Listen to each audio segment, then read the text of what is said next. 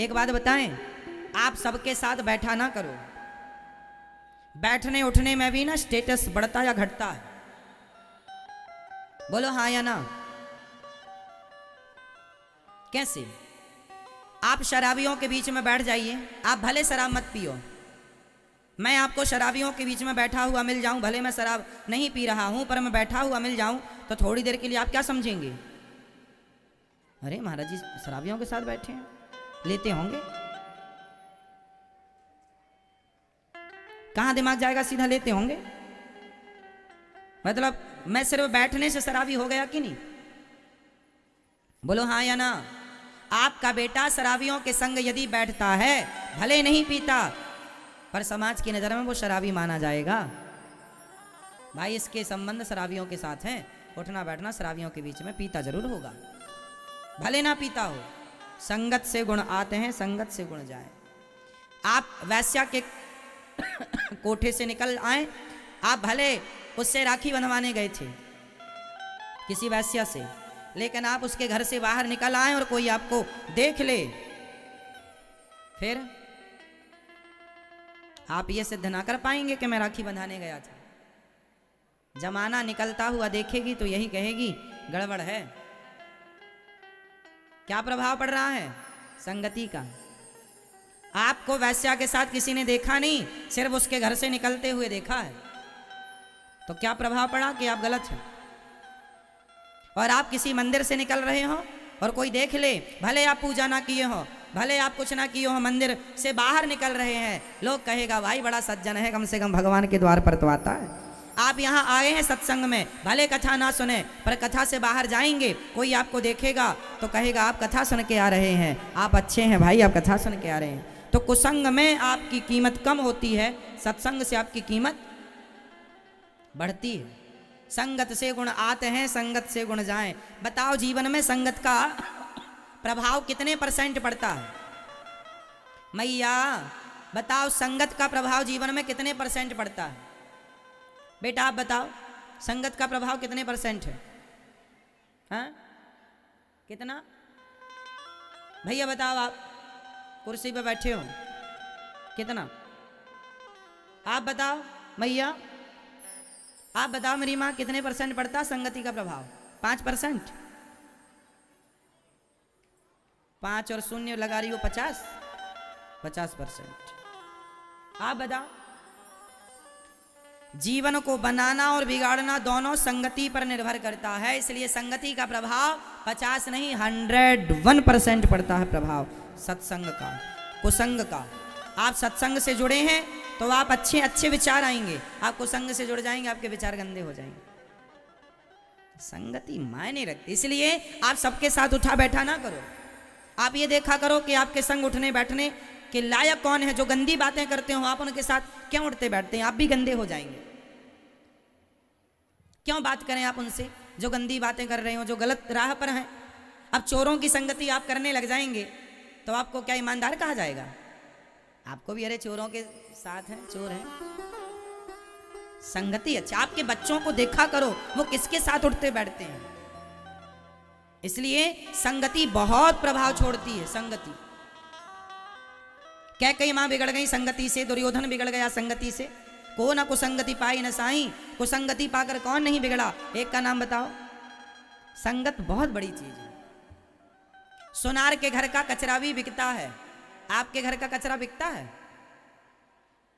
बोलो हाँ। सोनार के घर का कचरा बिकता है लाखों रुपए में, बोलो हाँ या ना।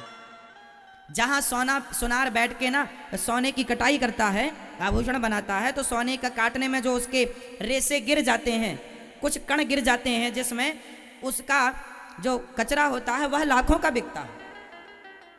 जो बड़ा सोनार है, बड़ा कारोबार, उसका लाखों का।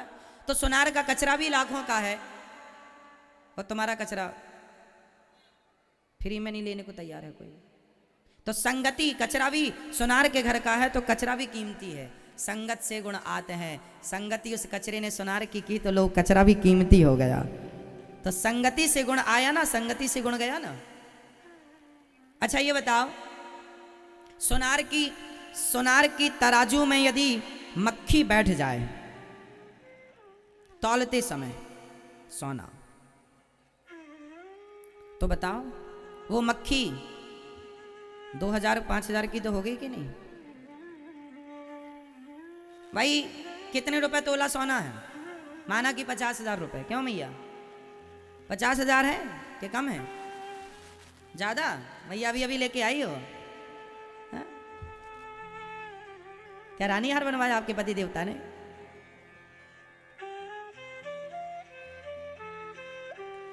तो सोना माना कि 50,000 रुपए तोला है। यदि 1 ग्राम की मक्खी हुई, माना कि मक्खी अच्छे खाते पीते घर की हुई, 1 ग्राम की हुई, तो 1 ग्राम मक्खी 50,000 के हिसाब से कितने की हो गई?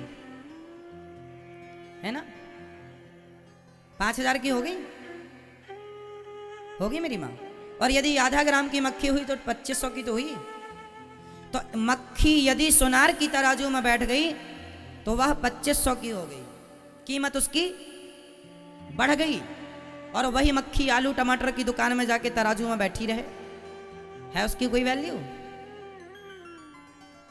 सोनार की तराजू में मक्खी बैठ जाए तो उसकी कीमत होती है।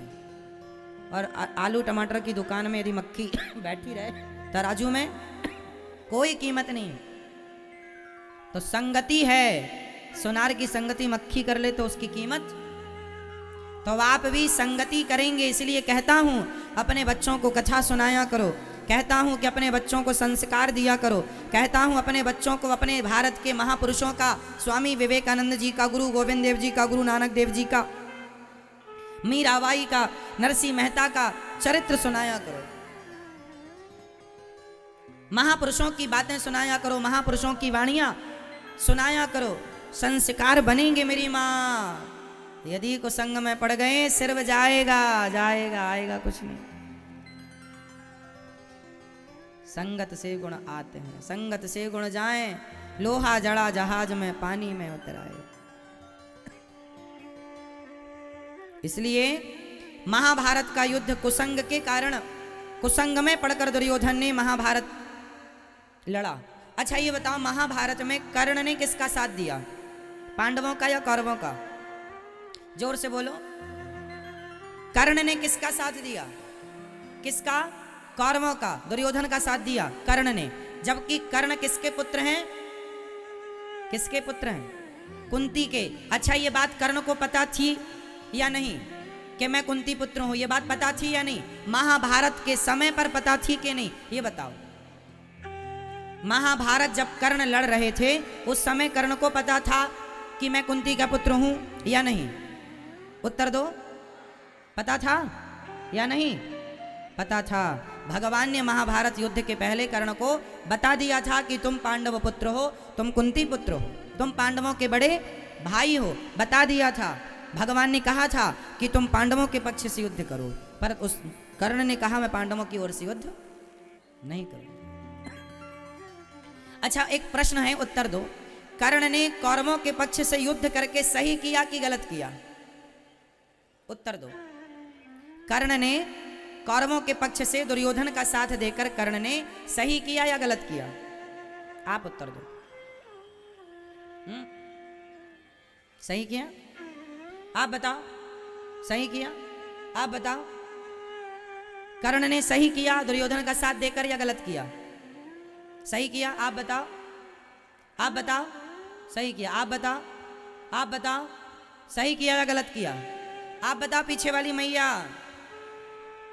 मैया, ओ जाने वाली मैया, बताए जाओ मेरी माँ, कर्ण ने सही किया कि गलत किया कौरवों का साथ देकर? बताओ मैया, भैया पीछे वाले बताओ, कर्ण ने सही किया या गलत किया? हाँ, लगभग लोग, अधिक लोग कह रहे हैं कर्ण ने सही किया। तो जो आदमी भरी सभा में किसी नारी के कपड़े उतारता हो, उस नारी को निर्वस्त्र करना चाहता हो, उस आदमी का साथ देना सही है? आप लोग कैसे न्याय करता है? यदि आप जज होते तो क्या न्याय करते?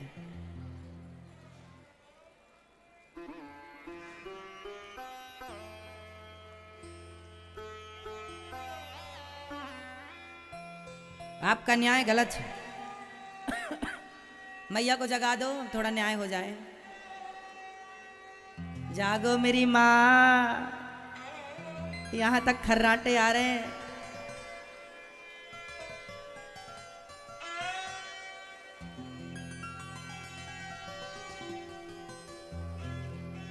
देखो आप किस हिसाब से कह रहे हैं, मैं आपकी भावनाओं को समझ रहा हूं। आप ये कहना चाह रहे हैं कि कर्ण ने अपनी दोस्ती निभाई है, कर्ण ने अपनी मित्रता निभाई है। आप इस हिसाब से कह रहे हैं कि कर्ण सही है दुर्योधन का साथ देकर, परंतु आपको यहां भी एक विचार करना चाहिए। अच्छा बताओ, दोस्ती का मतलब क्या होता है? मेरा दोस्त गलत कर रहा हो और मैं उसके गलत में साथ दूं, क्या ये दोस्ती है? या मेरा दोस्त गलत जा रहा है तो मैं उसका हाथ पकड़ के वापस ले आऊं, मेरे मित्र तू मेरा दोस्त है, मैं तेरे साथ गलत नहीं होने दूंगा, तू गलत मत कर, मैं तेरे सही में साथ हूं, मैं तेरे गलत का साथी नहीं हूं। तो जब भरी सभा में द्रौपदी की साड़ी खिंच रही थी तो कर्ण जैसे दोस्तों को ये नहीं कहना चाहिए था मित्र ये गलत है। चलो तुमने पांडवों को जीत लिया है, चलो माना कि तुम्हारी दासी बन गई है द्रौपदी, तो दासी बन गई है तो दासी का मतलब ये तो नहीं कि तुम उसको कपड़े उतार के नंगा कर दो समाज में। क्या ये बात दुर्योधन को नहीं कर्ण को नहीं कहनी चाहिए थी? बोलो हाँ या ना। क्या अपने मित्र को गलत रास्ते से आपको नहीं रोकना चाहिए? क्या उसे सही मार्गदर्शन आपको नहीं देना चाहिए? सिर्फ आप उसके मित्र हैं इसलिए क्योंकि उसने आपको वंग देश का राजा बना दिया, आपके दोस्त ने आपको कहीं का राजा बना दिया, तो आप उसके हसान तले दब गए, माना कि दब गए, आप उसका साथ दें, माना कि, पर फिर भी गलत करेगा तो आप क्या उसका साथ इसलिए देंगे कि इसने हमें राजा बनाया था? अरे तो समाधान तो यह था कि भाई साहब अपना राज्य ले ले, मैं तेरे गलत में साथ नहीं दूंगा, तू मुझे राजा बनाकर और गलत करेगा और ये उम्मीद करेगा कि मैं गलत का साथ दूं, ये कैसा न्याय है? ये कैसी दोस्ती है? यदि इसका नाम दोस्ती है तो फिर आज दोस्त गलत करे तो दोस्त साथ दे, तो वो सही कैसे हो सकता है? किस हिसाब से सही हो सकता है? भरी सभा में कर्ण ने कहा था कि द्रौपदी तेरे 5 पति हैं, छठा मुझे बना ले, जैसे 5 वैसे ही 6।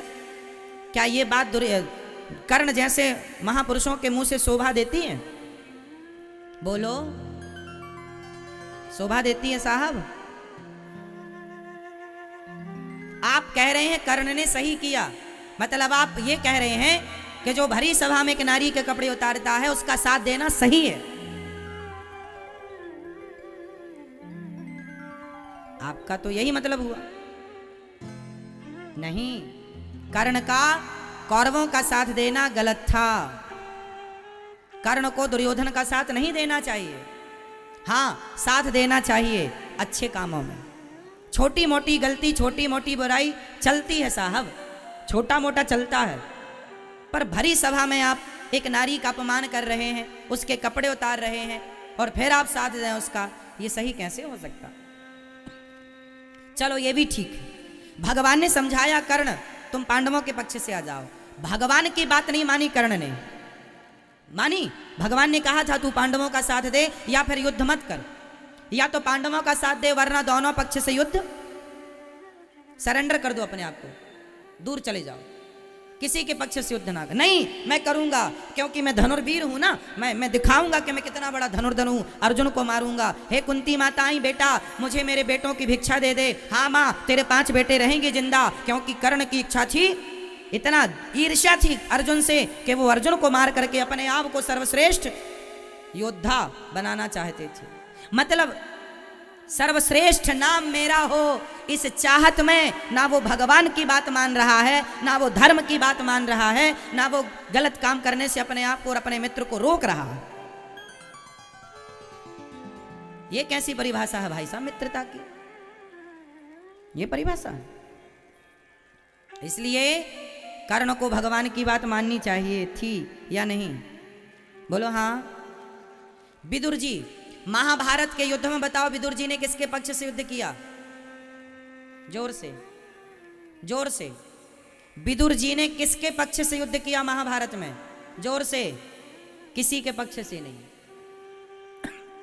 विदुर जी को पता था दोनों अपने हैं, दोनों अपने हैं, इसलिए किनारा पकड़ लिया विदुर जी ने। कर्ण को भी यही करना चाहिए था दोनों पक्ष से।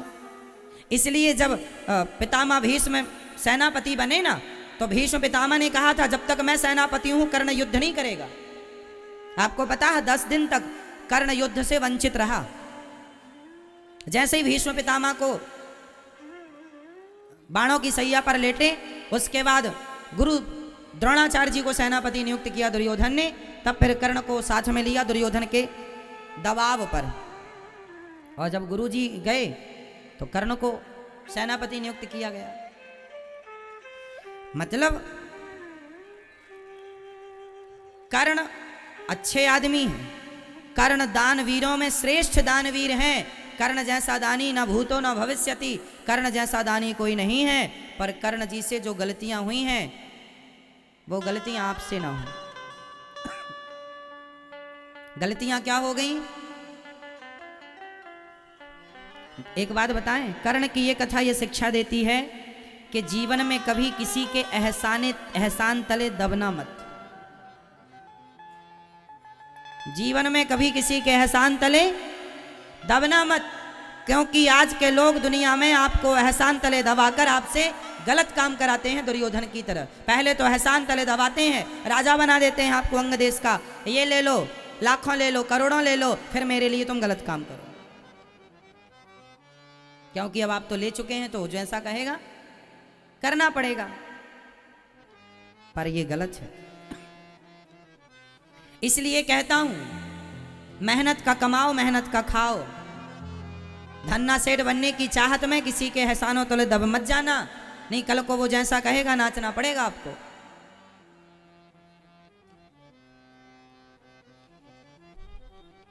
फ्री की चीज मिल जाए, कर्ण को फ्री का राज्य मिल गया, दुर्योधन ने दे दिया। इसके बाद तो दुर्योधन ने फिर जैसा चाहा कर्ण को नचाया।